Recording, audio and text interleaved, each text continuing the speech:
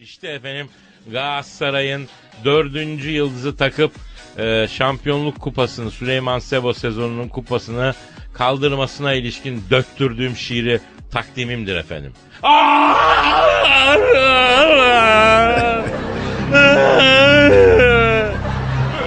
Böyle açtım sesimi Pascal. Gökte yıldız kaysa seni anarım. Psikolog yapsın bana onarım. Bana kaçan kombineye yanarım. Sanki 4. yıldızı bana taktılar. Her topu 90'a nasıl çaktılar. Fenerliyiz diye itip kalktılar. En çok kim yendi diye salladım ama sanki 4. yıldızı bana taktılar. Olmadı mı kayırmalar? Tabii ki oldu. Penaltıdan, ofsayttan golleri boldu. Selçuk Şahin girince gözlerim doldu. Sanki 4. yıldızı bana taktılar. Fener'in derdini ben mi çekeyim? Stada çim yerine karpuz mu ekeyim? O şınar deyin kalıbınız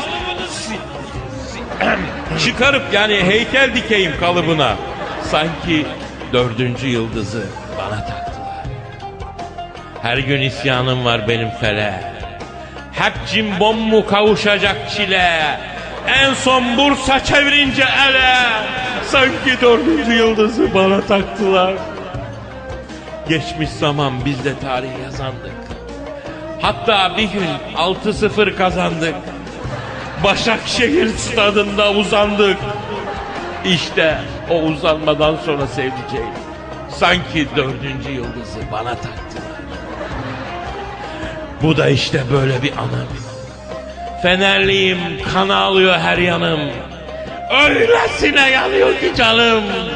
Sanki 4. yıldızı bana taktılar. Sanki 4.